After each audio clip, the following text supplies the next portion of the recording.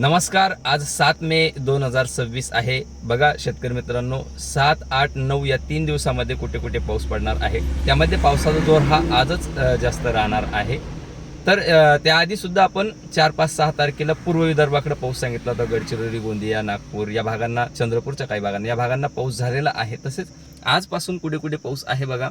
चंद्रपूर, गडचिरोली, गोंदिया, भंडारा, नागपूर, वर्धा, यवतमाळ या विदर्भाच्या या भागांना पावसाची शक्यता आहे. अमरावतीच्या काही भागांना, अकोल्याच्या काही भागांना पावसाची शक्यता आहे.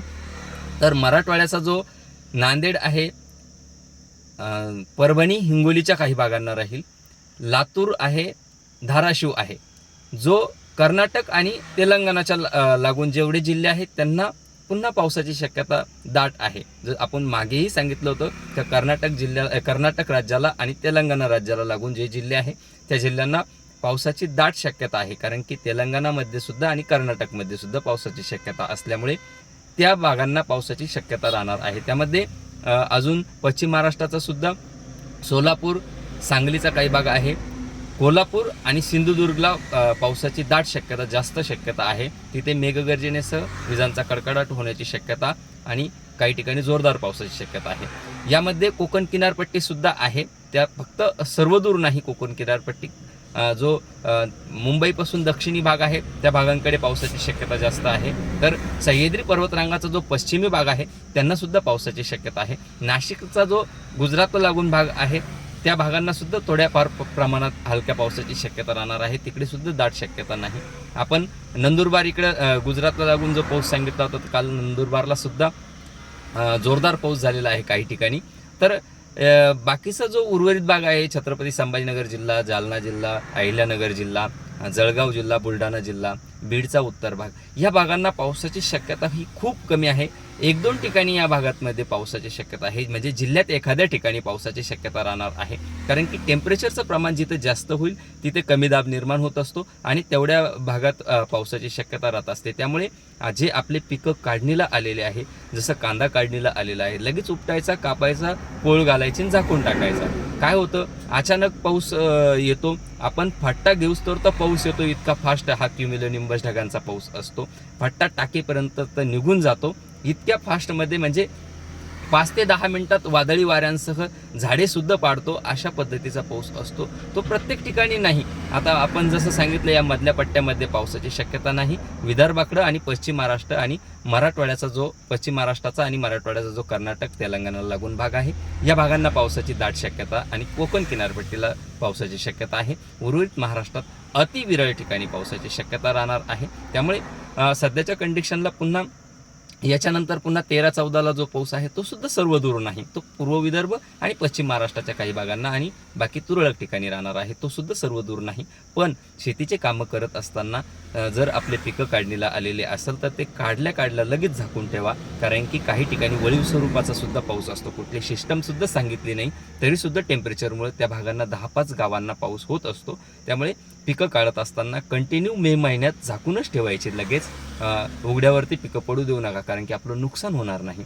आणि त्यानंतर आपण जो मान्सून येणार आहे तो अंदमान निकोबार बेटावरती जवळपास 17 आणि 18 तारखेला येण्याची शक्यता राहणार आहे. म्हणजे तो हमखास त्याच तारखेला येणार आहे. कोणी 29 तारीख सांगतं, कोणी 12 सांगतं, कोणी 14, 15, कोणी 20 सांगतं. पण 17 ते 18 तारखेला अंदमान आणि निकोबार बेटावरती येण्याची शक्यता आहे. अंदमानच्या म्हणजे सध्या सुद्धा अंदमान निकोबार बेटावरती पाऊस चालू आहे.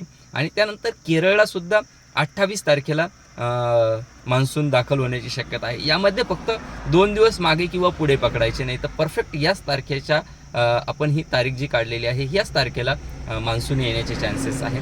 महाराष्ट्रात तो 2 ते 5 तारखेच्या दरम्यान एंट्री मारण्याची शक्यता आहे. दक्षिण कोकण जो भाग आहे त्या भागांना 2 तारखे ते 5 तारखेच्या मध्ये पाऊस एंट्री मारण्याची शक्यता आहे. छत्रपती संभाजीनगर जिल्हा जो आहे त्या भागांना 7 तारखेच्या आणि 12 तारखेच्या मध्ये पावसाची शक्यता राहणार आहे. म्हणजे पाऊस सुरुवातीचा जो पाऊस येणार आहे तो जोरदार पाऊस राहणार आहे. ठिकठिकाणी गड्डे सुद्धा भरणार आहे पाण्यामुळे आणि काही ठिकाणी वड्यांना, छोट्या मोठ्या नद्यांना थोडंफार पाणी जाण्याची सुद्धा सुरुवातीच्या काळामध्ये शक्यता आहे. म्हणजे सुरुवातीचा जो काळ आहे तो जसा मान्सून आपण धोंडलगावमध्ये डग साहेब आले होते तेव्हाच सांगितलं होतं की मी 7 मार्चला महाराष्ट्रात पावसाची शक्यता राहणार आहे. तेव्हापासून डग साहेबांना सुद्धा 7 तारीख ही कन्फर्म पकडलेली आहे.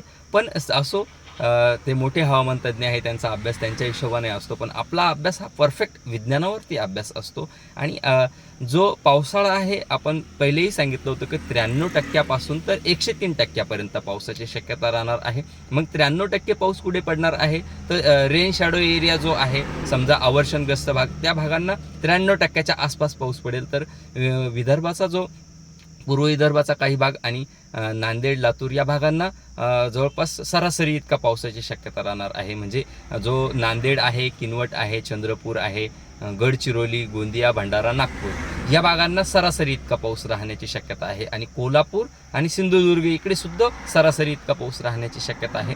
उर्वरित महाराष्ट्रात थोडा सरासरीपेक्षा पावसाची कमी शक्यता राहणार आहे. त्यामुळे शेतकरी मित्रांनो, जे आपण पिकं करणार आहे ते थोड्या कमी पाण्याची पिकं घ्यायची आहे यावर्षी आपल्याला. जरी जास्त पाऊस बी झाला एखाद्या ठिकाणी, तर त्या पिकांनी आपलं जास्तही पाणी ॲडजस्ट केलं पाहिजे आणि कमीही पाणी ॲडजस्ट केलं पाहिजे. ज्या पिकांना जास्त पाणी लागणार आहे ती पिकं आपल्याला यावर्षी थोडं कमी घ्यायचे आहे. जसं मक्काचं पीक आहे, आपण जिथं 10 बॅग करतो तिथं 2-3 बॅगच करायच्या, जिथं 5 बॅग करतो तिथे 1-2 बॅग करायच्या. जास्त त्या पिकं जे जास्त पाणी लागणारे पिकं आहे ते थोडे कमी करायचे आहे, जेणेकरून आपलं ॲव्हरेजसुद्धा कमी निघलं नाही पाहिजे. जून महिन्यात सरासरीपेक्षा काही ठिकाणी जास्त पाऊस पडण्याची शक्यता राहील 2-5%, तर काही ठिकाणी सरासरी इतका पाऊस आहे. जुलै महिन्यामध्ये थोडा सरासरीपेक्षा 2-3% पाऊस कमी होणार आहे. ऑगस्ट महिन्यामध्ये मात्र सरासरीपेक्षा जवळपास 10 ते 15% पावसाची कमतरता आपल्याला बघायला मिळणार आहे. ऑगस्ट आणि सप्टेंबरच्या सुरुवातीच्या काळातसुद्धा आपल्याला पावसाची कमतरता बघायला मिळणार आहे. आणि सप्टेंबरच्या नंतर 20 सप्टेंबर नंतर पुन्हा पाऊस सुरळीत म्हणजे सरासरी इतका पडण्याची शक्यता राहणार आहे. त्यामुळे हा हवामानाचा अंदाज घेऊन आपल्याला आपले शेतीचे कामे करायचे आहे. शेतीची कामे लवकरात लवकर आटपा, लवकरात लवकर मशागती करून घ्या, जेणेकरून जेव्हा पाऊस मान्सून येणार आहे, यावर्षी मान्सून हा 2 ते 3 दिवस महाराष्ट्रात सुद्धा लवकर दाखल होण्याची शक्यता राहणार आहे. त्यामुळे शेतीचे कामं करत असताना आपल्याला लवकरात लवकर कामे करून घ्यायची आहे. आपली पेरणी लेट झाली नाही पाहिजे. मागील वर्षी आपण 12 तारखेला आपल्या भागामध्ये छत्रपती संभाजीनगर व आसपासच्या जिल्ह्यांमध्ये पेरणीच्या म्हणजे 12 तारखेला पाऊस येणार आणि 14-15पर्यंत पेरणी होणार असं सांगितलं होतं. आणि राईट, ॲक्च्युली 12 तारखेलाच परफेक्ट संध्याकाळी रात्रीच्या वेळेस पाऊस हा दाखल झाला होता. तर यावेळेससुद्धा आपल्या त्याच्या आधी 2-3 दिवस पाऊस येण्याची शक्यता राहणार आहे. त्यामुळे शेतीची कामे ही लगबगीने करून घ्या, जेणेकरून आपल्या पेरण्यासुद्धा लेट झाल्या नाही पाहिजे, याची शेतकऱ्यांनी नोंद घ्या. धन्यवाद.